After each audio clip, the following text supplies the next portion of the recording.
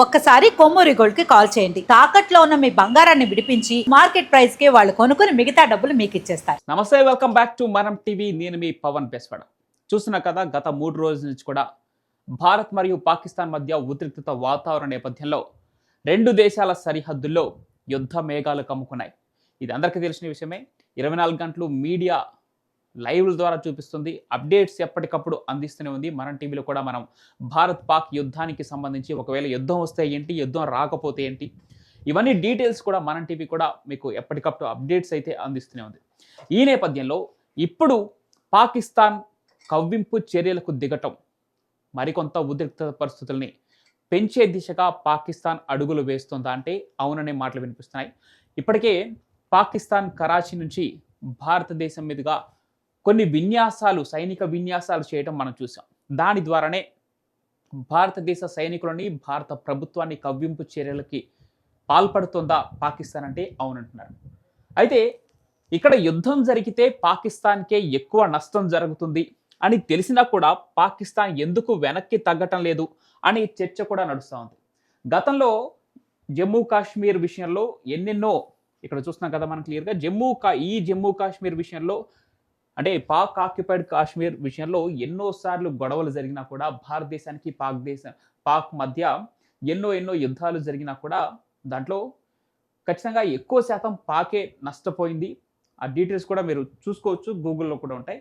అయితే ఇంత నష్టం జరుగుతున్నా ఈరోజు భారత్తో తలపడే శక్తి 0.1% కూడా పాకిస్తాన్కి లేకపోయినా కూడా ఎందుకు ఇలా కవ్వింపు చర్యలకు పాల్పడుతోంది?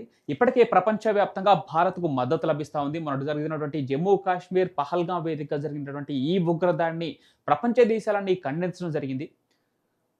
ప్రపంచం మొత్తం ఏకమైతే ఏకాకిగా మిగిలింది పాకిస్తాన్. అక్కడ ఉగ్ర చర్యల్ని అక్కడ ప్రధాని షహబాజ్ షరీఫే మాకు అంటే భారతదేశం సింధు నది జలాలని నిలిపివేస్తామని ప్రకటించడంతో మాకు కశ్మీర్ జీవనాడి లాంటిది, దాన్ని వదులుకో ఎట్టి పరిస్థితుల్లో, సింధు జలాల్లో ప్రతి నీటి చుక్క మాదే అంటూ అక్కడి జలశాఖ మంత్రి.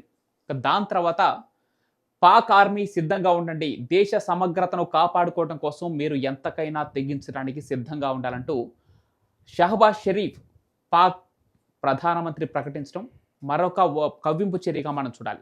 ఈ నేపథ్యంలోనే ఇప్పుడు జమ్మూ అండ్ కాశ్మీర్, ముఖ్యంగా కాశ్మీర్ ప్రాంతంలో ఇటు భారతదేశం తరపు నుంచి అటు పాకిస్తాన్ తరపు నుంచి యుద్ధ మేఘాలు అయితే కమ్ముకున్నాయి. 2 దేశాల సరిహద్దుల్లో అయితే అటు మన సైనికులు, అదేవిధంగా పాక్ దేశ సైనికులు, ఆర్మీ అయితే చుట్టూ అంటే ఈ సరిహద్దు చుట్టూ పొంచి ఉండటం జరిగింది. ఇప్పటికే కొన్ని విన్యాసాలు చేయడం జరిగింది. ఎవరి సైనిక శక్తి ఏంటో నిరూపించుకోవడం కోసం ఇప్పటికే కొన్ని విన్యాసాలు చేయడం జరుగుతుంది. ఇక దాంతోపాటు భారతదేశంలో అయితే ఈ ఉగ్రదాడి జరిగిన సమయంలో సౌదీ అరేబియా పర్యటనలో ఉన్నటువంటి ప్రధానమంత్రి నరేంద్ర మోడీ, ఇక్కడ ఒక విషయం గమనించాలి, అది కూడా ఒక ఇస్లామిక్ కంట్రీ.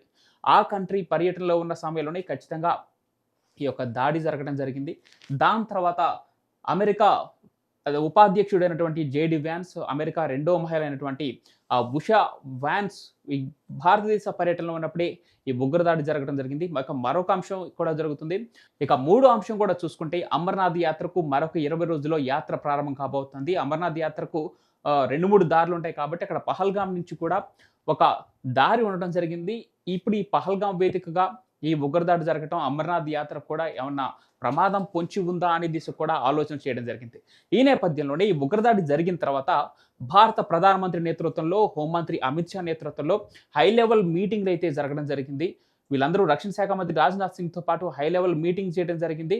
యుద్ధం అంటూ జరిగితే ఎలాంటి చర్యలు తీసుకోవాలి, సైనికులకి ఎలాంటి ఆదేశాలు ఇవ్వాలని ముందుకే హై లెవెల్ కమిటీ మీటింగ్ జరగడం జరిగింది. వాళ్ళంతా చర్చించి కీలక అంశాల దిశగా అడుగులు వేయడం జరుగుతుంది. ఈ నేపథ్యంలోనే ముందుగా పాకిస్తాన్ అస్తిత్వంపైనే దెబ్బ కొట్టాలి, వారి ఆర్థిక స్థితిని దిగజే విధంగా దెబ్బ కొట్టాలంటూ భారతదేశం తీసుకున్నటువంటి మొట్టమొదటి చర్య సింధు జలాల ఒప్పందాన్ని రద్దు చేసుకుంటామంటూ ప్రకటించడం. అయితే పాకిస్తాన్ అస్తిత్వం మీదే దెబ్బ కొట్టాలంటూ భారతదేశం మొట్టమొదటి అడుగు వేయడం జరిగింది. అది సింధు జలాలను నిలిపివేస్తామంటూ భారత్ ప్రకటించడమే ఆలస్యం, పాక్ నుంచి కూడా ప్రతిచర్యగా సిమ్లా ఒప్పందాన్ని మేము రద్దు చేసుకుంటామంటూ వారు కూడా ప్రతిచర్యగా దాన్ని ప్రకటించడం జరిగింది. అయితే సింధు జలాలను నిలిపివేస్తే పాకిస్తాన్కి ఎంత నష్టం జరుగుతుందో అందరికీ తెలిసిన విషయమే. కానీ ఇక్కడ సిమ్లా ఒప్పందాన్ని రద్దు చేసుకోవడం ద్వారా భారత్కు ఎటువంటి నష్టం లేదు. ఎందుకంటే 1971లో ఇందిరాగాంధీ అలీ భుట్టో అంటే పాకిస్తాన్ ప్రధానమంత్రి, అప్పటి ప్రధానమంత్రి అలీ భుట్టో నేతృత్వంలో జరిగినటువంటి ఈ సిమ్లా ఒప్పందాన్ని రద్దు చేసుకోవడం ద్వారా భారత్కు ఎటువంటి నష్టం ఉండదు. దానికి తోడు ఈ ఒప్పందం జరిగినప్పుడు హిమాచల్ ప్రదేశ్ వేదికగా సిమ్లా అంటే హిమాచల్ ప్రదేశ్ రాజధాని సిమ్లా వేదికగా ఇది జరగడం జరిగింది. అయితే ఈ ఒప్పందంలో భాగంగా 90,000 మంది పాక్ సైనికుల్ని భారతదేశం ఆ రోజు విడిచిపెట్టడం జరిగింది. ఆ తర్వాత రెండు దేశాల మధ్య ఇలాంటి ఉద్రిక్త పరిస్థితులు అంటే ఇప్పుడు ఈ ఉగ్రదాడి సమయంలో ఎటువంటి ఉద్రిక్త పరిస్థితులు అయితే ఏర్పడినాయో ఇలాంటిది మళ్ళీ భవిష్యత్తులో ఏమన్నా వస్తే రెండు దేశాలే దౌత్య సంబంధాలు కొనసాగించి అంటే చర్చలు జరిపి మనలో మనమే పరిష్కరించుకోవాలి అన్నట్లుగా ఈ యొక్క 1971 సిమ్లా ఒప్పందాన్ని చేసుకోవడం జరిగింది. అయినా కూడా రెండు దేశాల మధ్య దౌత్య సంబంధాలు మెరుగుపడింది లేదు. ఈ సిమ్లా ఒప్పందంతో భారతదేశానికి ఒరిగింది లేదు. ఇక దాంతో పాటే సిమ్లా ఒప్పందాన్ని రద్దు చేసుకోవడం ద్వారా పాకిస్తాన్ ప్రకటన ద్వారా భారతదేశానికి వచ్చే నష్టం కూడా లేదు. కానీ సింధు జలాల్ని నిలిపివేస్తే మాత్రం పాక్ ఇప్పుడు మన భారతదేశం లాగానే పాక్ కూడా వ్యవసాయ ఆధారిత దేశం. సింధు జలాలపై అక్కడ దగ్గరగా ఎన్నో భూములు పంట పండుతున్నాయి. సింధు జలాలను ఎక్కడ నిలిపివేస్తే పాకిస్తాన్ ఎడారిగా మారుతుంది. అయితే అది ఇప్పటికిప్పుడు జరగకపోయినా ఒక 2 సంవత్సరాలు 2.5 సంవత్సరాల్లోనే ఈ ఫలితం వాళ్ళకి కనబడుతుందంటూ నివేదికలు అయితే వెల్లడిస్తున్నాయి. ఈ నేపథ్యంలోనే పాక్ ఇక గట్టి చర్యలు తీసుకోవాలి అనుకునే దిశగానే అడుగులు వేస్తుంది. ఈ నేపథ్యంలోనే అంటే అంతర్జాతీయంగా సపోర్ట్ లేకపోయినప్పటికీ ప్రపంచవ్యాప్తంగా భారత్కే అన్ని దేశాలు మద్దతు ఇస్తున్నప్పటికీ ఏం చూసుకొని పాక్ ఇలా కవ్వింపు చర్యలకు పాల్పడుతుంది మాత్రం చూడాలి. ఇది కొంత చర్చించదగిన విషయం.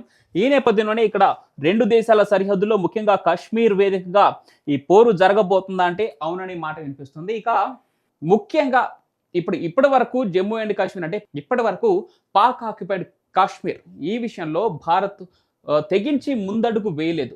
కొంత శాంతి దిశగానే చర్చల ద్వారానే దీన్ని రాబట్టుకోవాలనే ప్రయత్నం చేస్తూ వస్తుంది. అప్పట్లో నెహ్రూ ఉన్న టైంలో కూడా మనం ఇట్లాంటి యుద్ధ చర్యలకు దిగొద్దు, శాంతి ఒప్పంద చర్చల ద్వారా మాత్రమే కాశ్మీర్ను స్వాధీనపరచుకోవాలని చెప్పేసి అప్పటి ప్రధాని నెహ్రూ నుంచి ఇప్పటి ప్రధాని మోడీ వరకు ఎవరు కూడా దీంట్లో తొందరపడి అడుగు వేయలేదు. ఎందుకంటే కొంత మానవత్వంతో ఆలోచించే దేశం మనది. ఇక్కడ ప్రాణాలను బలి తీసుకునే దేశం కాదు కాబట్టి శాంతి చర్చల ఒప్పందాల ద్వారా మాత్రమే ఈ కాశ్మీర్ స్వాధీనపరచుకోవాలని చూసాం. కానీ ఇప్పుడు కాశ్మీర్ ప్రతిసారి ఈ చర్యలు రావటం, భారతీయులు బలి తీసుకోవటం, భారత సైనికుల్ని మరణ మృదంగం మోగించడం వల్ల ఈరోజు ఇంకా దీనికి భవిష్యత్తులో ఇలాంటి చర్యలు జరగకుండా కట్టుదిట్టం తీసుకోవాలి అని మన హోంశాఖ మంత్రి అమిత్ షా అయితే చర్యలకి ఉపక్రమించినట్టు తెలుస్తుంది. ఈ నేపథ్యంలోనే ఒక గట్టి ప్రతిచర్య ఉండబోతోంది భారతదేశం తరపున. పాక్ ఆక్యుపైడ్ కాశ్మీర్ ఇక ఉండకూడదు, ఇది భారతదేశంలో భూభాగం, ఇది మా సొంతం అని చెప్పి నిరూపించే దిశగా ముందుకు వెళ్ళే అడుగు పడబోతుందని వాదన వినిపిస్తుంది. ఇక ఇప్పటికే రెండు దేశాల సైనికులకి ఎవరైతే లీవ్లో ఉన్నారో వాళ్ళు వచ్చి రిపోర్ట్ చేయాలని చెప్పి ఆదేశాలు ఇవ్వడం జరిగింది. ఒక పక్క సింధు జలాల ఒప్పందాలు అంటే రెండు దేశాల మధ్య దౌత్య సంబంధాలు క్లియర్ చేసుకోవడం జరిగింది. ఇక్కడ భారతదేశంలో ఉన్నటువంటి పాక్ పౌరులు ఎవరైతే ఉన్నారో వారు వారంలోనే విడిచిపోవాలని చెప్పేసి ఆదేశాలు ఇవ్వడం జరిగింది. వీసాలను రద్దు చేయడం జరుగుతుంది. కేవలం మతపరమైన సిక్కులకు సంబంధించి వారు మతపరమైన ప్రయాణాలు తప్ప ఇతరత్ర ఎవరు భారత పౌరులు కూడా పాకిస్తాన్లో ఉండదని చెప్పేసి ఆదేశం కూడా చెప్పడం జరిగింది. ఇక ఇదంతా ఒక రకంగా ఉంటే పాకిస్తాన్కి సంబంధించినటువంటి ఇండియాకి సంబంధించినటువంటి మాజీ కెప్టెన్లు అంటే క్రికెట్లో కూడా ముఖ్యంగా క్రికెట్ సంబంధాలు కూడా అంతర్జాతీయంగా పెద్ద ఎత్తున ఉన్నాయి కాబట్టి పాకిస్తాన్కి మన దేశం పాకిస్తాన్కి మనకి కూడా క్రికెట్ సంబంధాలు కూడా పెద్ద ఎత్తున ఉన్నాయి కాబట్టి ఇక నుంచి పాకిస్తాన్తో మనకి ఎటువంటి క్రికెట్ లీగులు కానీ అసలు క్రికెట్ విషయంలో కూడా పాకిస్తాన్కి మనకు సంబంధాలు వద్దు, ఈ క్రికెట్ వద్దు పాక్తో అని చెప్పి మాజీ కెప్టెన్లు గంగూలీతో సహా ఇలాంటి పెద్ద క్రికెటర్లంతా కూడా ప్రకటించడం జరుగుతుంది. ఎందుకంటే ప్రతిసారి ఉగ్రవాద చర్యలకు ఊతమిచ్చే పాకిస్తాన్ని ఎందుకు మనం ఈ రకంగా ఎంకరేజ్ చేయాలి, దాంతో ఎటువంటి సంబంధాలు కొనసాగించవద్దంటూ వారు కూడా ప్రకటించడం జరిగింది.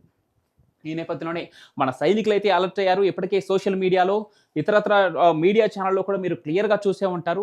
సరిహద్దుల్లో ఎలాంటి యుద్ధ మేఘాలు కమ్ముకున్నాయో, ఎలాంటి సైనిక విన్యాసాలు జరుగుతున్నాయో, భారతదేశ యొక్క సైనిక బలం ప్రస్తుతం ప్రపంచంలో 4వ అత్యంత సెక్యూర్డ్ దేశం, 4వ అత్యంత బలమైన దేశం భారతదేశం.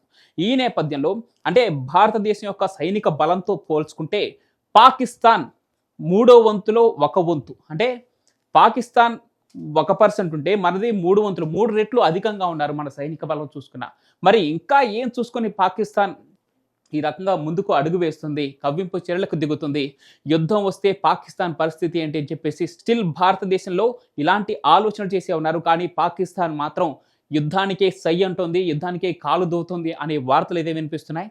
కానీ మరి చూడాలి, గతంలో కూడా పుల్వామా దాడి జరిగిన తర్వాత కొన్ని రోజుల్లోనే సర్జికల్ స్ట్రైక్స్తో వారికి తగిన గుణపాఠం చెప్పడం జరిగింది ఇండియన్ ఆర్మీ. ఈ నేపథ్యంలోనే ఇప్పుడు సామాన్య పౌరుల్ని, అమాయక పర్యాటకుల్ని బలి తీసుకున్నటువంటి పాకిస్తాన్ ఉగ్రవాద సంస్థలకు ఎలాంటి బుద్ధి చెబుతుందో వేచి చూడాలి మనం కూడా.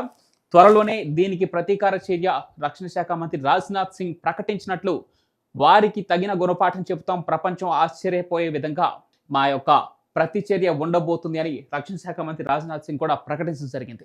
ఇక చూడాలి మనం అంతర్గతంగా జరుగుతున్నటువంటి ఆ చర్చలు ఎలాంటి ఫలితాన్ని ఇస్తాయి, ముందడుగ్గా అంటే ప్రతిచర్యగా భారతదేశం ఎలాంటి అడుగు వేయబోతుందో.